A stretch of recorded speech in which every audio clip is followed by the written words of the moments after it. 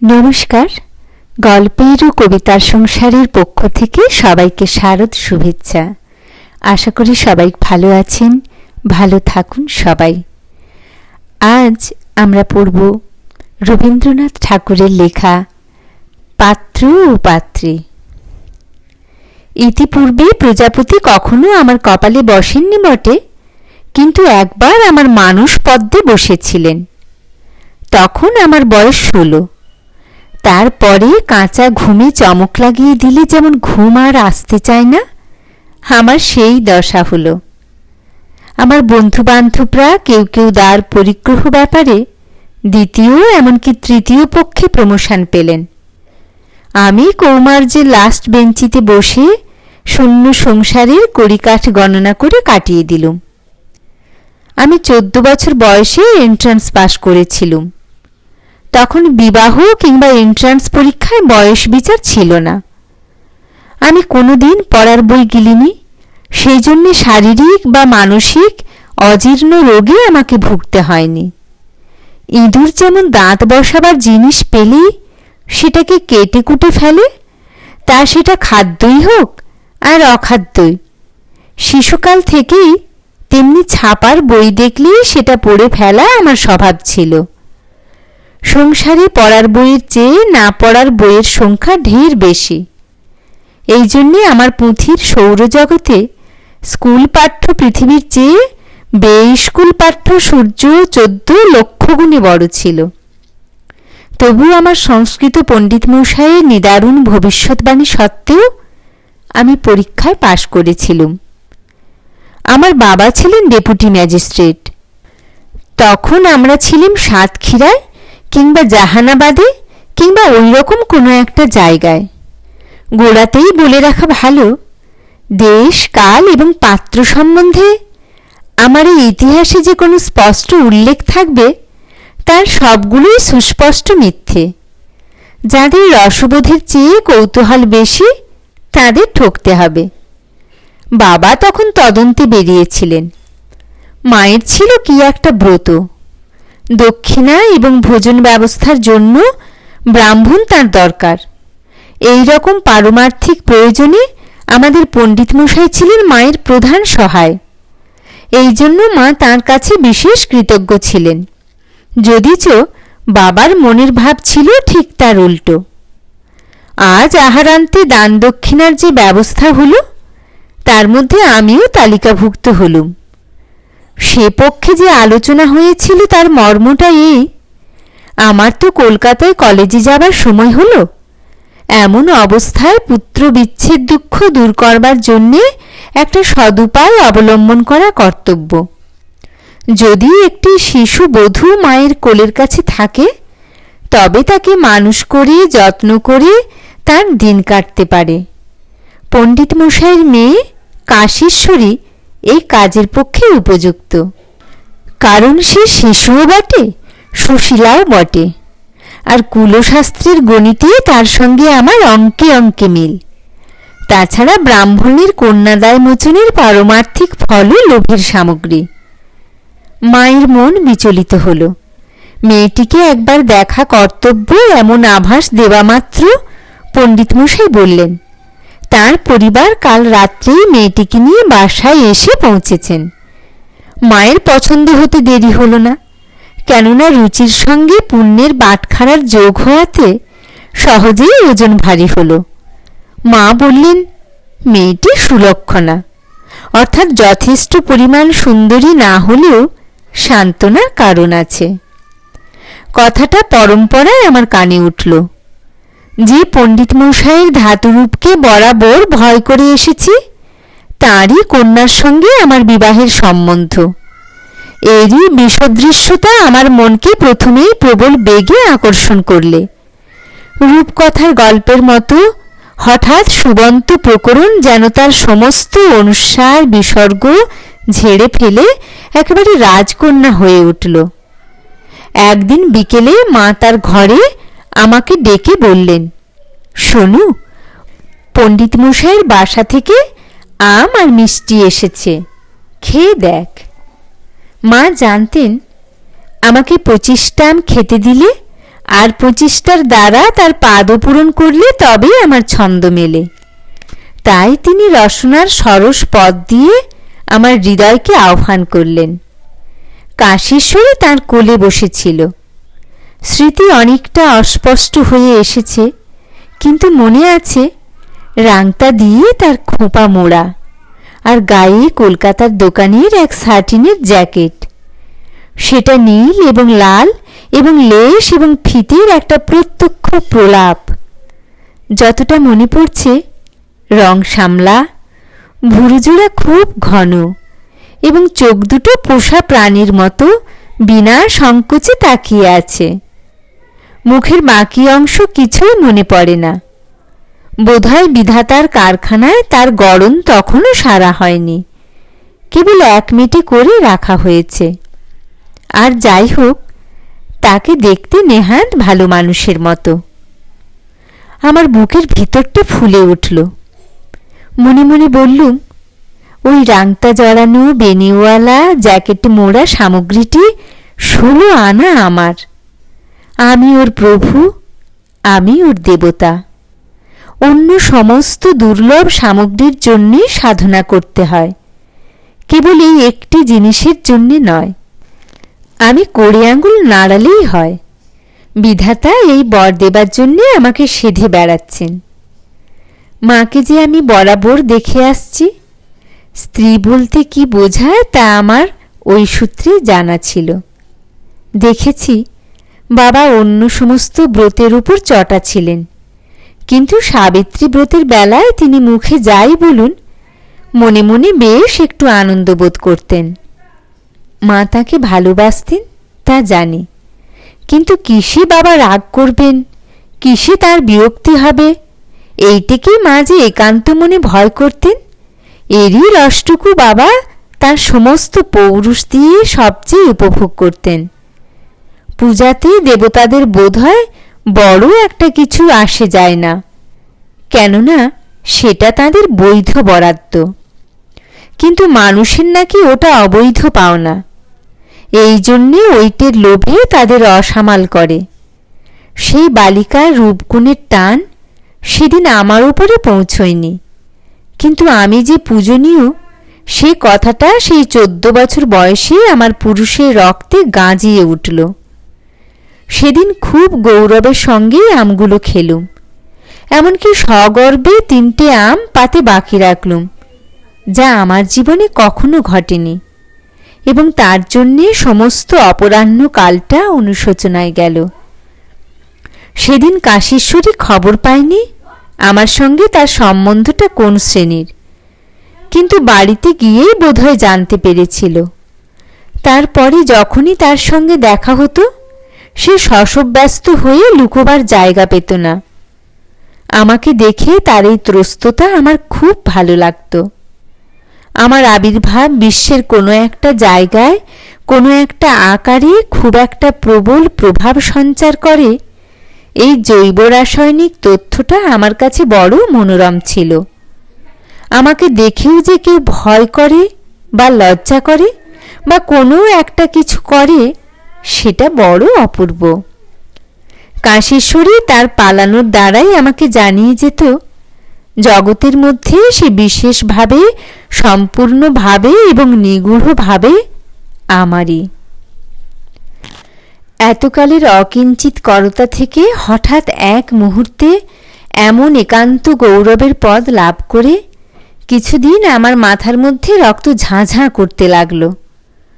বাবা যেরকম মাকে কর্তব্যের বা রন্ধনের বা ব্যবস্থার ত্রুটি নিয়ে সর্বদা ব্যাকুল করে তুলেছেন, আমিও মনে মনে তারই ছবির উপরে দাগা বলতে লাগলুম।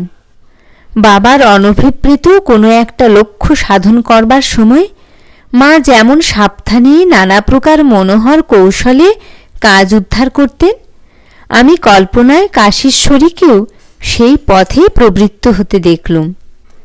মাঝে মাঝে মনে মনে তাকে অকাতরে এবং অকস্মাৎ মোটা অঙ্কের ব্যাংক নোট থেকে আরম্ভ করে হীরের গয়না পর্যন্ত দান করতে আরম্ভ করলুম।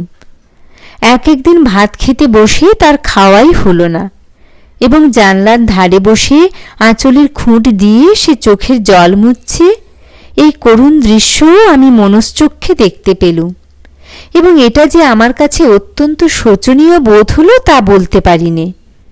ছোট ছেলেদের আত্মনির্ভরতার সম্বন্ধে বাবা অত্যন্ত বেশি সতর্ক ছিলেন। নিজের ঘর ঠিক করা, নিজের কাপড় চোপড় রাখা সমস্তই আমাকে নিজের হাতে করতে হতো। কিন্তু আমার মনের মধ্যে গার্হস্থ্যের যে চিত্রগুলি স্পষ্ট রেখায় জেগে উঠল, তার মধ্যে একটি নিচে লিখে রাখছি। বলা বাহুল্য, আমার পৈতৃক ইতিহাসে ঠিক এই রকম ঘটনাই পূর্বে একদিন ঘটেছিল। এই কল্পনার মধ্যে আমার অরিজিনালিটি কিছুই নেই। চিত্রটি এই: রবিবার মধ্যাহ্ন ভোজনের পর আমি খাটের উপর বালিশে ঠেসান দিয়ে পা ছড়িয়ে আধশোহা অবস্থায় খবরের কাগজ পড়ছি, হাতে গুড়গুড়ির নল। ঈষৎ তন্দ্রাবেশে নলটা নিচে পড়ে গেল। বারান্দায় বসে কাশীশ্বরী ধোবাকে কাপড় দিচ্ছিল। আমি তাকে ডাক দিলুম।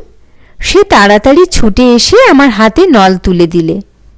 আমি তাকে বললুম, দেখো, আমার বসবার ঘরের বাঁ দিকে আলমারির টিনের থাকে একটা নীল রঙের মলার দেওয়া মোটা ইংরেজি বই আছে, সেইটা নিয়ে এসো তো। কাশী একটা নীল রঙের বই এনে দিলে।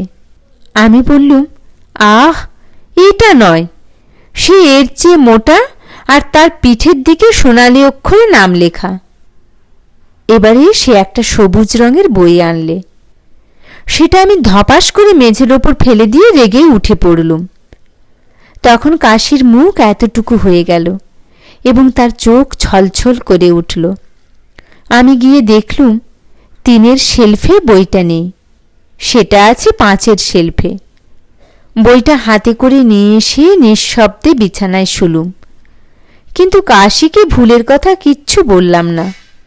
সে মাথা হেঁট করে বিমর্ষ হয়ে ধোবাকে কাপড় দিতে লাগল এবং নির্বুদ্ধিতার দোষে স্বামীর বিশ্রামে ব্যাঘাত করেছে এই অপরাধ কিছুতেই ভুলতে পারল না। বাবা ডাকাতি তদন্ত করছেন, আর আমার এইভাবে দিন যাচ্ছে। এদিকে আমার সম্বন্ধে পণ্ডিত মশাইয়ের ব্যবহার আর ভাষা এক মুহূর্তে কর্তৃবাচ্য থেকে ভাববাচ্যে এসে পৌঁছল, এবং সেটা নিরতিশয় সদ্ভাববাচ্য। এমন সময় ডাকাতি তদন্ত শেষ হয়ে গেল। বাবা ঘরে ফিরে এলেন। আমি জানি মা আস্তে আস্তে সময় নিয়ে ঘুরিয়ে ফিরিয়ে বাবার বিশেষ প্রিয় তরকারি রান্নার সঙ্গে সঙ্গে একটু একটু করে সইয়ে সইয়ে কথাটাকে পারবেন বলে প্রস্তুত হয়েছিলেন। বাবা পণ্ডিত মশাইকে অর্থলুব্ধ বলে ঘৃণা করতেন। মা নিশ্চয়ই প্রথমে পণ্ডিত মশাইয়ের মৃদু রকম নিন্দা, অথচ তার স্ত্রী ও কন্যার প্রচুর রকমের প্রশংসা করে কথাটার গোড়াপত্তন করতেন। কিন্তু দুর্ভাগ্যক্রমে পণ্ডিত মশাইয়ের আনন্দিত প্রগল্ভতায় কথাটা চারিদিকে ছড়িয়ে গিয়েছিল। বিবাহ যে পাকা, দিনক্ষণ দেখা চলছে, একথা তিনি কাউকে জানাতে বাকি রাখেননি।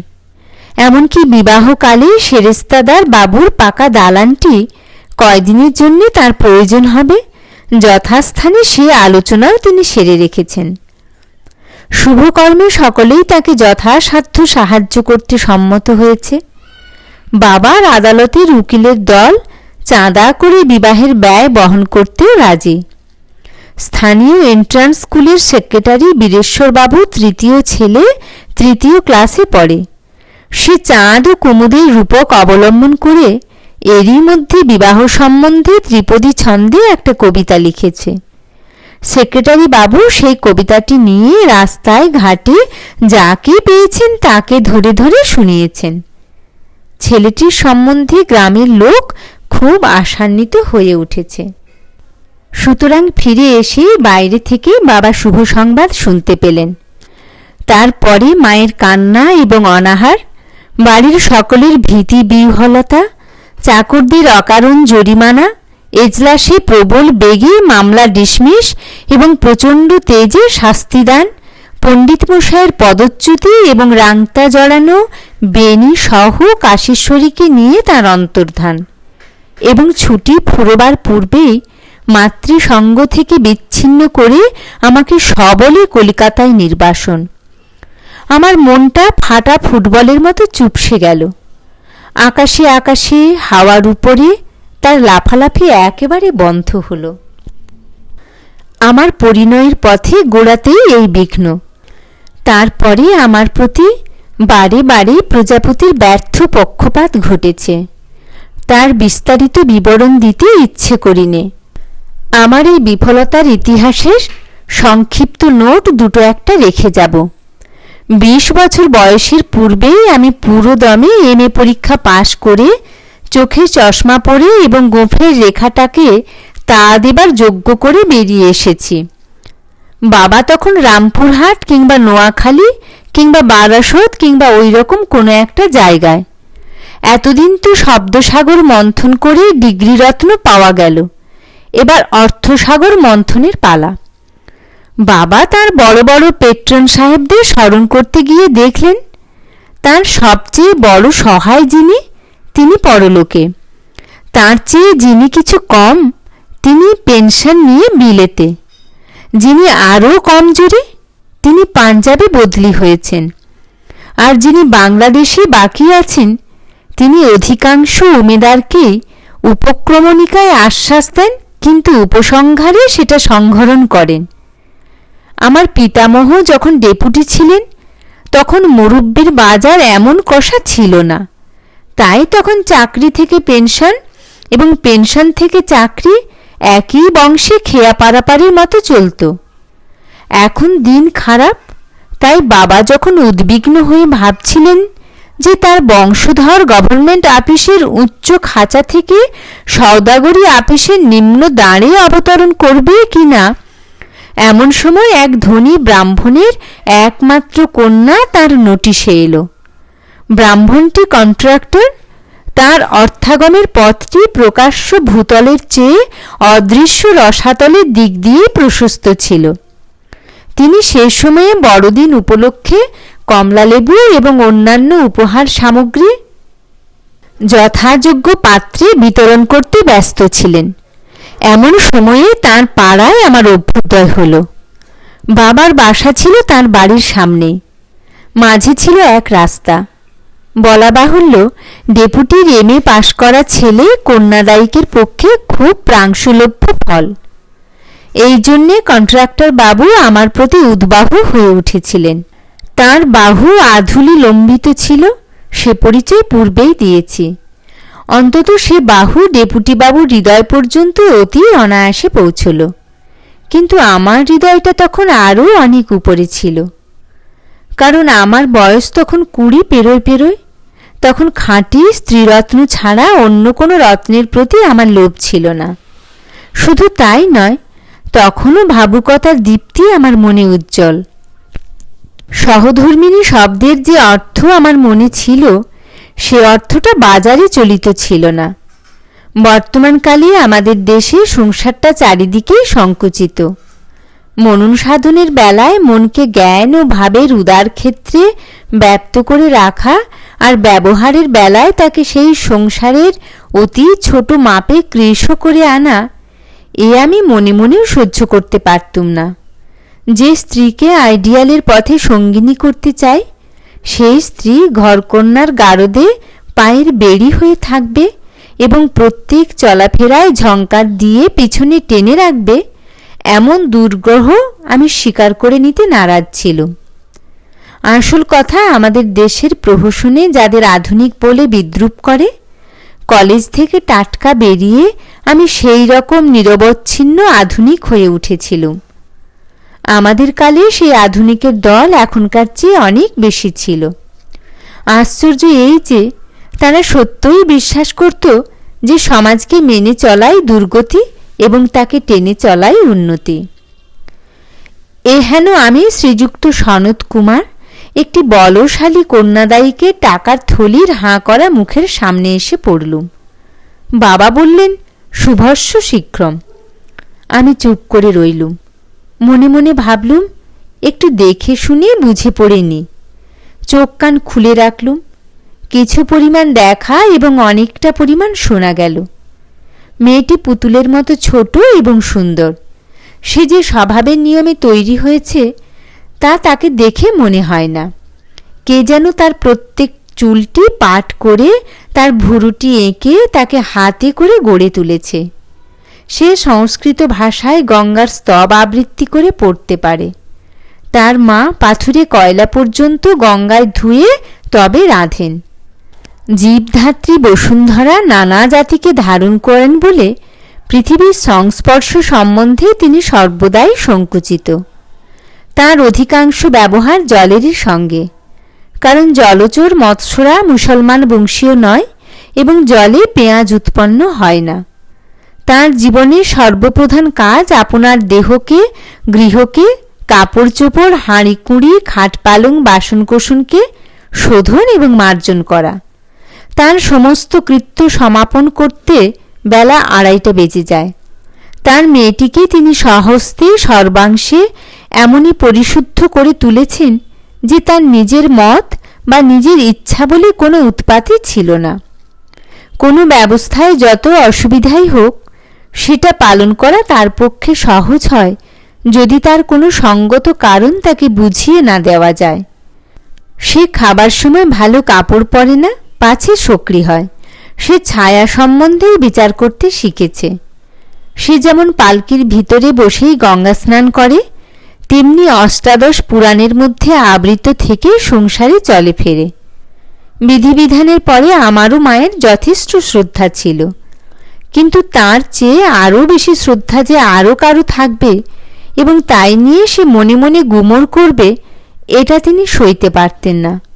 এই জন্যে আমি যখন তাকে বললুম, মা, এই মেয়ের যোগ্য পাত্র আমি নই, তিনি হেসে বললেন, না, কলিযুগে তেমন পাত্র মেলা ভার। আমি বললুম, তাহলে আমি বিদায় নিই? মা বললেন, সে কি শুনো, তোর পছন্দ হলো না? কেন? মেয়েটিকে তো দেখতে ভালো। আমি বললুম, মা, স্ত্রী তো কেবল চেয়ে চেয়ে দেখবার জিনিস নয়, তার বুদ্ধিও থাকা চাই। মা বললেন, শোনো একবার, এরই মধ্যে তুই তার কম বুদ্ধির পরিচয় কি পেলি? আমি বললুম, বুদ্ধি থাকলে মানুষ দিন রাত এইসব অনর্থক অকাজের মধ্যে বাঁচতেই পারে না, হাঁপিয়ে মরে যায়। মায়ের মুখ শুকিয়ে গেল। তিনি জানেন এই বিবাহ সম্বন্ধে বাবা অপরপক্ষে প্রায় পাকা কথা দিয়েছেন। তিনি আরও জানেন যে বাবা এটা প্রায় ভুলে যান যে অন্য মানুষেরও ইচ্ছে বলে একটা বালাই থাকতে পারে। বস্তুত বাবা যদি অত্যন্ত বেশি রাগারাগি জবরদস্তি না করতেন, তাহলে হয়তো কালক্রমে ওই পৌরাণিক পুতুলকে বিবাহ করে আমিও একদিন প্রবল রোখে স্নানাহ্নিক এবং ব্রত উপবাস করতে করতে গঙ্গা তীরে সদ্গতি লাভ করতে পারতুম।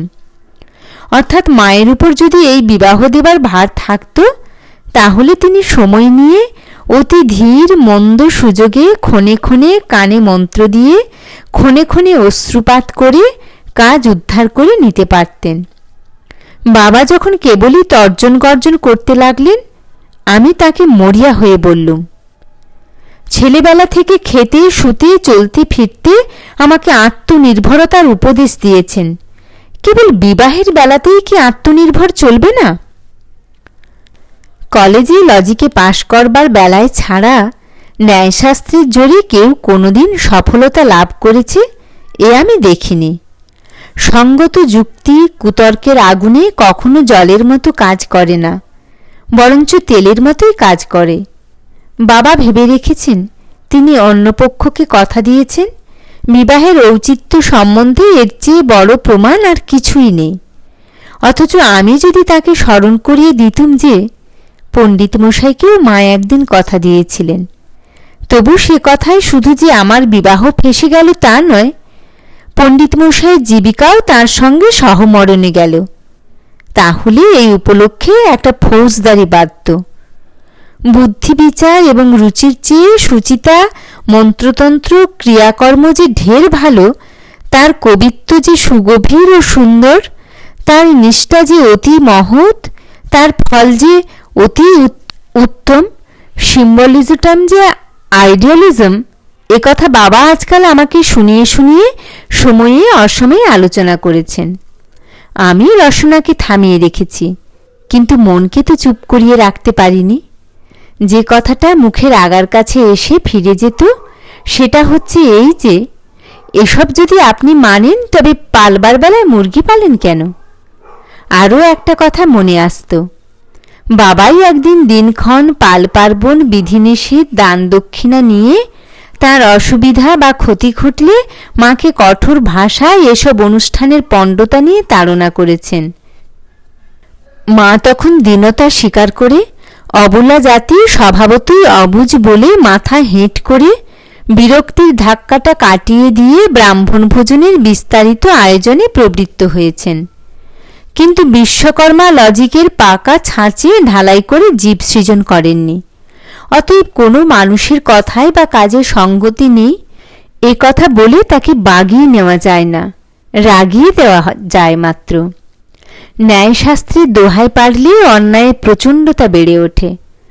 যারা পলিটিক্যাল বা গার্হস্থ অ্যাজিটেশনে শ্রদ্ধা পান তাদের এ কথাটা মনে রাখা উচিত। ঘোড়া যখন তার পিছনের গাড়িটাকে অন্যায় মনে করে তার উপরে লাথি চালায়, তখন অন্যায়টা তো থেকেই যায়, মাঝের থেকে তার পাকেও জখম করে। যৌবনের আবেগে অল্প একটুখানি তর্ক করতে গিয়ে আমার সেই দশা হলো। পৌরাণিকী মেয়েটির হাত থেকে রক্ষা পাওয়া গেল বটে, কিন্তু বাবার আধুনিক যুগের তহবিল আর আশ্রয়ও খোয়ালুম। বাবা বললেন, যাও তুমি আত্মনির্ভর করোগে। আমি প্রণাম করে বললুম, যে আজ্ঞে। মা বসে বসে কাঁদতে লাগলেন। বাবার দক্ষিণ হস্ত বিমুখ হল বটে, কিন্তু মাঝখানে মা থাকাতে ক্ষণে ক্ষণে মানি অর্ডারের পেয়াদার দেখা পাওয়া যেত। মেঘ বর্ষণ বন্ধ করে দিলে, কিন্তু গোপনে স্নিগ্ধ রাত্রে শিশিরের অভিষেক চলতে লাগল। তারই জোরে ব্যবসা শুরু করে দিলুম। ঠিক ৭৯ টাকা দিয়ে গোড়াপত্তন শুরু হলো। আজ সেই কারবারে যে মূলধন খাটছে তা ঈর্ষাকাতর জনশ্রুতির চেয়ে অনেক কম হলেও ২০ লক্ষ টাকার চেয়ে কম নয়। প্রজাপতির পেয়াদারা আমার পিছন পিছন ফিরতে লাগলো। আগে যেসব দ্বার বন্ধ ছিল এখন তার আর আগল রইল না। মনে আছে একদিন যৌবনের দুর্নিবার দুরাশায় একটি ষোড়শীর প্রতি আমার হৃদয়কে উন্মুখ করেছিলুম, কিন্তু খবর পেয়েছিলুম কন্যার মাতৃপক্ষ লক্ষ্য করে আছেন সিভিলিয়ানের প্রতি। অন্তত ব্যারিস্টারের নিচে তার দৃষ্টি পৌঁছয় না। আমি তার মনোযোগ মিটারের 0 পয়েন্টের নিচে ছিলুম। কিন্তু পরে সেই ঘরেই অন্য একদিন শুধু চা নয়, লাঞ্চ খেয়েছি, রাত্রে ডিনারের পর মেয়েদের সঙ্গে হুইস্ট খেলেছি, তাদের মুখে বিলেতে একেবারে খাস মহলের ইংরেজি ভাষায় কথাবার্তা শুনেছি। আমার মুশকিল এই যে রাসেলস ডেজার্টের ভিলেজ এবং অ্যাডিসন স্টিল পড়ে আমি ইংরেজি পাকিয়েছি। এই মেয়েদের সঙ্গে পাল্লা দেওয়া আমার কর্ম নয়। ও মাই, ও ডিয়ার, ও ডিয়ার প্রভৃতি উদ্ভাসনগুলো আমার মুখ দিয়ে ঠিক সুরে বেরোতেই চায় না। আমার যতটুকু বিদ্যা তাতে আমি অন্তত হাল ইংরেজি ভাষায় বড়জোর হাটে বাজারে কেনাবেচা করতে পারি, কিন্তু ২০ শতাব্দীর ইংরেজিতে প্রেমালাপ করবার কথা মনে করলে আমার প্রেমই দৌড় মারে। অথচ এদের মুখে বাংলা ভাষার যেরকম দুর্ভিক্ষ, তাতে এদের সঙ্গে খাঁটি বঙ্কিমী সুরে মধুরালাপ করতে গেলে ঠকতে হবে, তাতে মজুরি পোষাবে না। তা যাই হোক, এইসব বিলিতি গিল্ট করা মেয়ে একদিন আমার পক্ষে সুলভ হয়েছিল, কিন্তু রুদ্ধ দরজার ফাঁকের থেকে যে মায়াপুরী দেখেছিলুম, দরজা যখন খুলল তখন আর তার ঠিকানা পেলুম না। তখন আমার কেবল মনে হতে লাগলো সেই যে আমার ব্রতচারিণী নিরর্থক নিয়মের নিরন্তর পুনরাবৃত্তির পাকে অহোরাত্র ঘুরে ঘুরে আপনার জড়বুদ্ধিকে তৃপ্ত করত, এই মেয়েরাও ঠিক সেই বুদ্ধি নিয়েই বিলিতি চালচলন আদব কায়দার সমস্ত তুচ্ছাতি তুচ্ছ উপসর্গগুলিকে প্রদক্ষিণ করে দিনের পর দিন, বৎসরের পর বৎসর অনায়াসে অক্লান্ত চিত্তে কাটিয়ে দিচ্ছে। তারাও যেমন ছোঁয়া ও নাওয়ার লেশমাত্র স্খলন দেখলে অশ্রদ্ধায় কণ্টকিত হয়ে উঠত, এরাও তেমনি অ্যাকসেন্টের একটু খুঁত কিংবা কাঁটা চামচের অল্প বিপর্যয় দেখলে ঠিক তেমনি করে অপরাধীর মনুষ্যত্ব সম্বন্ধে সন্দিহান হয়ে ওঠে। তারা দিশি পুতুল, এরা বিলিতি পুতুল। মনের গতিবেগে এরা চলে না, অভ্যাসের দম দেওয়া কলে এদের চালায়। ফল হলো এই যে মেয়ে জাতির উপরেই আমার মনে মনে অশ্রদ্ধা জন্মালো। আমি ঠিক করলুম, ওদের বুদ্ধি যখন কম, তখন স্নান, আচমন, উপবাসের অকর্মকাণ্ড প্রকাণ্ড না হলে ওরা বাঁচে কি করে? বইয়ে পড়েছি, একরকম জীবাণু আছে, সে ক্রমাগতই ঘোরে। কিন্তু মানুষ ঘোরে না, মানুষ চলে। সেই জীবাণুর পরিবর্ধিত সংস্করণের সঙ্গেই কি বিধাতা হতভাগ্য পুরুষ মানুষের বিবাহের সম্বন্ধ পাতিয়েছেন? এদিকে বয়স যত বাড়তে চলল, বিবাহ সম্বন্ধে দ্বিধাও তত বেড়ে উঠল। মানুষের একটা বয়স আছে যখন সে চিন্তা না করেও বিবাহ করতে পারে। সে বয়স পেরোলে বিবাহ করতে দুঃসাহসিকতার দরকার হয়। আমি সেই বেপরোয়া দলের লোক নই। তাছাড়া কোনো প্রকৃতিস্থ মেয়ে বিনা কারণে এক নিঃশ্বাসে আমাকে কেন যে বিয়ে করে ফেলবে, আমি তা কিছুতেই ভেবে পাইনি। শুনেছি ভালোবাসা অন্ধ, কিন্তু এখানে সেই অন্ধের উপর তো কোনো ভার নেই। সংসার বুদ্ধির দুটো চোখের চেয়ে আরও বেশি চোখ আছে। সেই চক্ষু যখন বিনা নেশায় আমার দিকে তাকিয়ে দেখে, তখন আমার মধ্যে কি দেখতে পায় আমি তাই ভাবি। আমার গুণ নিশ্চয়ই অনেক আছে, কিন্তু সেগুলো তো ধরা পড়তে দেরি লাগে, এক চাহনিতেই বোঝা যায় না। আমার নাসার মধ্যে যে খর্বতা আছে, বুদ্ধির উন্নতি তা পূরণ করেছে জানি, কিন্তু নাসাটাই থাকে প্রত্যক্ষ হয়ে, আর ভগবান বুদ্ধিকে নিরাকার করে রেখে দিলেন। যাই হোক, যখন দেখি কোনো সাবালক মেয়ে অত্যল্প কালের নোটিশেই আমাকে বিয়ে করতে অত্যল্প কাল আপত্তি করে না, তখন মেয়েদের প্রতি আমার শ্রদ্ধা আরও কমে। আমি যদি মেয়ে হতুম, তাহলে শ্রীযুক্ত সনত কুমারের নিজের খর্বনাশার দীর্ঘ নিঃশ্বাসে তার আশা এবং অহংকার ধূলিসাৎ হয়ে থাকত। এমনি করে আমার বিবাহের বোঝাই হীন নৌকাটা মাঝে মাঝে চড়াই ঠেকেছে, কিন্তু ঘাটে এসে পৌঁছয়নি। স্ত্রী ছাড়া সংসারের অন্যান্য উপকরণ ব্যবসার উন্নতির সঙ্গে সঙ্গে বেড়ে চলতে লাগলো। একটা কথা ভুলেছিলুম, বয়সও বাড়ছে। হঠাৎ একটা ঘটনায় সে কথা মনে করিয়ে দিলে। অভ্রের খনির তদন্তে ছোটনাগপুরের এক শহরে গিয়ে দেখি পণ্ডিত মশাই সেখানে শালবনের ছায়ায় ছোট্ট একটি নদীর ধারে দিব্যি বাসা বেঁধে বসে আছেন। তার ছেলে সেখানে কাজ করে। সেই শালবনের প্রান্তে আমার তাঁবু পড়েছিল। এখন দেশ জুড়ে আমার ধনের খ্যাতি। পণ্ডিত মশাই বললেন, কালে আমি যে অসামান্য হয়ে উঠব এ তিনি পূর্বেই জানতেন। তা হবে, কিন্তু আশ্চর্য রকম গোপন করে রেখেছিলেন। তাছাড়া কোন লক্ষণের দ্বারা জেনেছিলেন আমি তো তা বলতে পারিনি।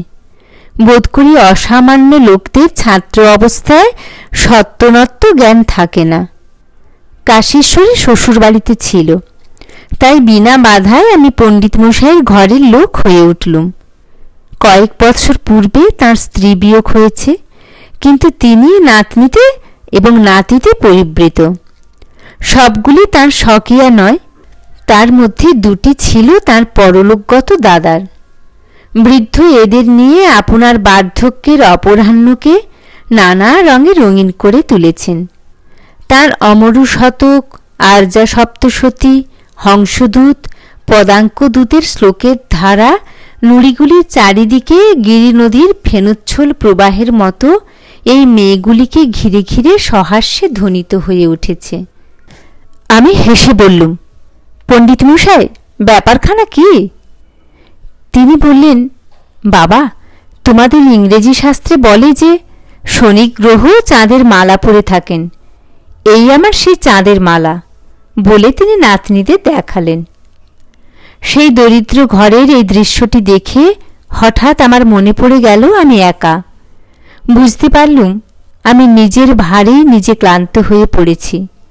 পণ্ডিত মশাই জানেন না যে তার বয়স হয়েছে, কিন্তু আমার যে হয়েছে সে আমি স্পষ্ট জানলুম। বয়স হয়েছে বলতে এইটি বোঝায় নিজের চারিদিককে ছাড়িয়ে এসেছি, চারপাশে ঢিলে হয়ে ফাঁক হয়ে গেছে। সে ফাঁক টাকা দিয়ে খ্যাতি দিয়ে বোঝানো যায় না। পৃথিবী থেকে রস পাচ্ছি নে, কেবল বস্তু সংগ্রহ করছি। এর ব্যর্থতা অভ্যাসবশত ভুলে থাকা যায়। কিন্তু পণ্ডিত মশাইয়ের ঘর যখন দেখলুম তখন বুঝলুম আমার দিন শুষ্ক, আমার রাত্রি শূন্য। পণ্ডিত মশাই নিশ্চয়ই ঠিক করে বসে আছেন যে আমি তার চেয়ে ভাগ্যবান পুরুষ। এই কথা মনে করে আমার হাসি এলো। এই বস্তু জগৎকে ঘিরে একটা অদৃশ্য আনন্দ লোক আছে।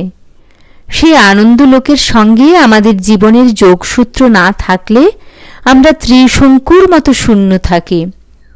পণ্ডিত মশাইয়ের সেই যোগ আছে, আমার নেই। এই তফাৎ। আমি আরাম কেদারার 2 হাতায় 2 পা তুলে দিয়ে সিগারেট খেতে খেতে ভাবতে লাগলুম। পুরুষের জীবনের 4 আশ্রমের 4 অধিদেবতা: বাল্যে মা, যৌবনে স্ত্রী, প্রৌঢ়ে কন্যা পুত্রবধূ, বার্ধক্যে নাতনি নাতবউ। এমনি করে মেয়েদের মধ্যে দিয়ে পুরুষ আপনার পূর্ণতা পায়। এই তত্ত্বটা মর্মরিত শালবনে আমাকে আবিষ্ট করে ধরল। মনের সামনে আমার ভারী বৃদ্ধ বয়সের শেষ প্রান্ত পর্যন্ত তাকিয়ে দেখলুম। দেখে তার নিরতিশয় নিরসতায় হৃদয়টা হাহাকার করে উঠল। ওই মরুপথের মধ্য দিয়ে মুনাফার বোঝা ঘাড়ে করে নিয়ে কোথায় গিয়ে মুখ থুবড়ে পড়ে মরতে হবে। আর দেরি করলে তো চলবে না। সম্প্রতি 40 পেরিয়েছি। যৌবনের শেষ থলিটি ঝেড়ে নেবার জন্যে 50 রাস্তার ধারে বসে আছে। তার লাঠির ডগাটা এইখান থেকে দেখা যাচ্ছে। এখন পকেটের কথাটা বন্ধ রেখে জীবনের কথা একটুখানি ভেবে দেখা যাক। কিন্তু জীবনের যে অংশে মুলতবি পড়েছে সে অংশে তো আর ফিরে যাওয়া চলবে না। তবু তার ছিন্নতার তালি লাগাবার সময় এখনো সম্পূর্ণ হয়ে যায়নি। এখান থেকে কাজের গতিকে পশ্চিমের এক শহরে যেতে হলো। সেখানে বিশ্বপতি বাবুর ধনী বাঙালি মহাজন। তাকে নিয়ে আমার কাজের কথা ছিল। লোকটি খুব হুঁশিয়ার, সুতরাং সঙ্গে কোনো কথা পাকা করতে বিস্তর সময় লাগে। একদিন বিরক্ত হয়ে যখন ভাবছি একে নিয়ে আমার কাজের সুবিধে হবে না, এমনকি চাকরকে আমার জিনিসপত্র প্যাক করতে বলে দিয়েছি, হেনকালে বিশ্বপতিবাবু সন্ধ্যার সময় এসে আমাকে বললেন, আপনার সঙ্গে নিশ্চয়ই অনেক রকম লোকের আলাপ আছে, আপনি একটু মনোযোগ করলে একটা বিধবা বেঁচে যায়। ঘটনাটি এই: নন্দকৃষ্ণ বাবু বেরিলিতে প্রথমে আসেন একটি বাঙালি ইংরেজি স্কুলের হেডমাস্টার হয়ে। কাজ করেছিলেন খুব ভালো। সকলেই আশ্চর্য হয়েছিল, এমন সুযোগ্য সুশিক্ষিত লোক দেশ ছেড়ে এত দূরে সামান্য বেতনে চাকরি করতে এলেন কি কারণে? কেবল যে পরীক্ষা পাশ করাতে তার খ্যাতি ছিল তা নয়, সকল ভালো কাজেই তিনি হাত দিয়েছিলেন। এমন সময় কেমন করে বেরিয়ে পড়ল, তার স্ত্রীর রূপ ছিল বটে, কিন্তু কুল ছিল না। সামান্য কোন জাতের মেয়ে, এমনকি তার ছোঁয়া লাগলে পানীয় জলের পানীয়তা এবং অন্যান্য নিগুড় সাত্ত্বিক গুণ নষ্ট হয়ে যায়। তাকে যখন সবাই চেপে ধরলে তিনি বললেন, হ্যাঁ, জাতে ছোট বটে, কিন্তু তবু সে তার স্ত্রী। তখন প্রশ্ন উঠল, এমন বিবাহ বৈধ হয় কি করে? যিনি প্রশ্ন করেছিলেন নন্দকৃষ্ণবাবু তাকে বললেন, আপনি তো শালগ্রাম সাক্ষী করে পরে পরে 2টি স্ত্রী বিবাহ করেছেন এবং দ্বিবচনেও সন্তুষ্ট নেই তার বহু প্রমাণ দিয়েছেন। শালগ্রামের কথা বলতে পারি নে, কিন্তু অন্তর্যামী জানেন আমার বিবাহ আপনার বিবাহের চেয়ে বৈধ, প্রতিদিন প্রতি মুহূর্তে বৈধ। এর চেয়ে বেশি কথা আমি আপনার সঙ্গে আলোচনা করতে চাই নে। যাকে নন্দকৃষ্ণ এই কথাগুলি বললেন তিনি খুশি হননি। তার উপরে লোকের অনিষ্ট করবার ক্ষমতাও তাঁর অসামান্য ছিল। সুতরাং সেই উপদ্রবে নন্দকৃষ্ণ বেরিলি ত্যাগ করে এই বর্তমান শহরে এসে ওকালতি শুরু করলেন। লোকটা অত্যন্ত খুঁতখুঁতে ছিলেন। উপবাসী থাকলেও অন্যায় মকদ্দমা তিনি কিছুতেই নিতেন না। প্রথমটা তাতে তার যত অসুবিধে হোক, শেষকালে উন্নতি হতে লাগল। কেননা হাকিমরা তাঁকে সম্পূর্ণ বিশ্বাস করতেন। একখানি বাড়ি করে একটু জমিয়ে বসেছেন, এমন সময় দেশে মন্বন্তর এলো। দেশ উজান হয়ে যায়। যাদের উপর সাহায্য বিতরণের ভার ছিল তাদের মধ্যে কেউ কেউ চুরি করছিল বলে তিনি ম্যাজিস্ট্রেটকে জানাতেই ম্যাজিস্ট্রেট বললেন, সাধু লোক পাই কোথায়? তিনি বললেন, আমাকে যদি বিশ্বাস করেন আমি এ কাজের কতক ভার নিতে পারি। তিনি ভার পেলেন এবং এই ভার বহন করতে করতেই একদিন মধ্যাহ্নে মাঠের মধ্যে এক গাছতলায় মারা যান। ডাক্তার বলেন তার হৃৎপিণ্ডের ক্রিয়া বন্ধ হয়ে মৃত্যু হয়েছে। গল্পটা এতটা পর্যন্ত আমার পূর্বেই জানা ছিল। কেমন একটা উচ্চ ভাবের মেজাজে এরই কথা তুলে আমাদের ক্লাবে আমি বলেছিলুম, এই নন্দকৃষ্ণের মতো লোক যারা সংসারে ফেল করে শুকিয়ে মরে গেছে, না রেখেছে নাম, না রেখেছে টাকা, তারাই ভগবানের সহযোগী হয়ে সংসারটাকে উপরের দিকে। এইটুকু মাত্র বলাতেই ভরা পালের নৌকো হঠাৎ চড়ায় ঠেকে যাওয়ার মতো আমার কথা মাঝখানে বন্ধ হয়ে গেল। কারণ আমাদের মধ্যে খুব একজন সম্পত্তি ও প্রতিপত্তিশালী লোক খবরের কাগজ পড়ছিলেন। তিনি তার চশমার উপর থেকে আমার প্রতি দৃষ্টি হেনে বলে উঠলেন, হিয়ার হিয়ার। যাকে শোনা গেল নন্দকৃষ্ণের বিধবা স্ত্রী তার একটি মেয়েকে নিয়ে এই পাড়াতেই থাকেন। দেওয়ালির রাত্রে মেয়েটির জন্ম হয়েছিল বলে বাপ তার নাম দিয়েছিলেন দীপালি। বিধবা কোনো সমাজে স্থান পান না বলে সম্পূর্ণ একলা থেকে এই মেয়েটিকে লেখাপড়া শিখিয়ে মানুষ করেছেন। এখন মেয়েটির বয়স 25-এর উপর হবে। মায়ের শরীর রুগ্ন এবং বয়সও কম নয়। কোন দিন তিনি মারা যাবেন। এই মেয়েটির কোথাও কোনো গতি হবে না। বিশ্বপতি আমাকে বিশেষ অনুনয় করে বললে, যদি এর পাত্র জুটিয়ে দিতে পারেন তো সেটা একটা পুণ্যকর্ম হবে। আমি বিশ্বপতিকে শুকনো স্বার্থপর নিরেট কাজের লোক বলে মনে মনে একটু অবজ্ঞা করেছিলুম। বিধবার অনাথা মেয়েটির জন্য তাঁর এই আগ্রহ দেখে আমার মন গলে গেল। ভাবলুম, প্রাচীন পৃথিবীর মৃত ম্যামথের পাকযন্ত্রের মধ্য থেকে খাদ্যবীজ বের করে পুঁতে দেখা গেছে তার অঙ্কুর বেরিয়েছে। তেমনি মানুষের মনুষ্যত্ব বিপুল মৃতস্তূপের মধ্যে থেকেও সম্পূর্ণ মরতে চায় না। আমি বিশ্বপতিকে বললুম, পাত্র আমার জানা আছে, কোনো বাধা হবে না। আপনারা কথা এবং দিন ঠিক করুন। কিন্তু মেয়ে না দেখেই তো আর না দেখেই হবে। কিন্তু পাত্র যদি সম্পত্তির লোভ করে সে বড় বেশি নেই। মা মরে গেলে কেবল ওই বাড়িখানি পাবে আর সামান্য যদি কিছু পায়। পাত্রের নিজের সম্পত্তি আছে, সেজন্য ভাবতে হবে না। তার নাম বিবরণ প্রভৃতি সে এখন বলবো না, তাহলে জানাজানি হয়ে বিবাহ ফেঁসে যেতে পারে। মেয়ের মাকে তো তার একটা বর্ণনা দিতে হবে। বলবেন লোকটা অন্য সাধারণ মানুষের মতো দোষে গুণে জড়িত। দোষ তার এত বেশি নেই যে ভাবনা হতে পারে, গুণও এত বেশি নেই যে লোভ করা চলে। আমি যতদূর জানি তাতে কন্যার পিতামাতারা তাকে বিশেষ পছন্দ করে। স্বয়ং কন্যাদের মনের কথা ঠিক জানা যায়নি। বিশ্বপতি বাবু এই ব্যাপারে যখন অত্যন্ত কৃতজ্ঞ হলেন তখন তার উপরে আমার ভক্তি বেড়ে গেল। যে কারবারে ইতিপূর্বে তাঁর সঙ্গে আমার দরে বোন ছিল না, সেটাতে লোকসান দিয়েও রেজিস্ট্রি দলিল সই করবার জন্য আমার উৎসাহ হলো। তিনি যাবার সময় বলে গেলেন, পাত্রটিকে বলবেন অন্য সব বিষয়ে যাই হোক, এমন গুণবতী মেয়ে কোথাও পাবেন না।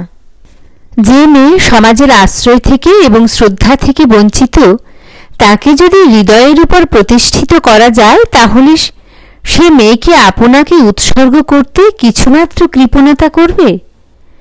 যে মেয়ের বড় রকমের আশা আছে তারই আশার অন্ত থাকে না। কিন্তু এই দীপালির দ্বীপটি মাটির, তাই আমার মতো মেটে ঘরের কোণে তার শিখাটির অমর্যাদা হবে না। সন্ধ্যার সময় আলো জেলে বিলিতি কাগজ পড়ছি, এমন সময় খবর এলো একটি মেয়ে আমার সঙ্গে দেখা করতে এসেছে। বাড়িতে স্ত্রীলোক কেউ নেই, তাই ব্যস্ত হয়ে পড়লুম। কোনো ভদ্র উপায় উদ্ভাবনের পূর্বেই মেয়েটি ঘরের মধ্যে ঢুকে প্রণাম করলে। বাইরে থেকে কেউ বিশ্বাস করবে না, কিন্তু আমি অত্যন্ত লাজুক মানুষ। আমি না তার মুখের দিকে চাইলুম, না তাকে কোনো কথা বললুম। সে বললে, আমার নাম দীপালি। গলাটি ভারী মিষ্টি। সাহস করে মুখের দিকে চেয়ে দেখলুম সে মুখ বুদ্ধিতে কোমলতায় মাখামাখি, মাথায় ঘোমটা নেই, সাদা দেশি কাপড়, এখনকার ফ্যাশনে পরা। কি বলি ভাবছি। এমন সময় সে বললে, আমাকে বিবাহ দেবার জন্যে আপনি কোনো চেষ্টা করবেন না। আর যাই হোক, দীপালির মুখে এমন আপত্তি আমি প্রত্যাশাই করিনি। আমি ভেবে রেখেছিলুম বিবাহের প্রস্তাবে তার দেহ মন প্রাণ কৃতজ্ঞতায় ভরে উঠেছে। জিজ্ঞাসা করলুম, জানা অজানা কোনো পাত্রকেই তুমি বিবাহ করবে না? সে বললে, না, কোনো পাত্রকেই না।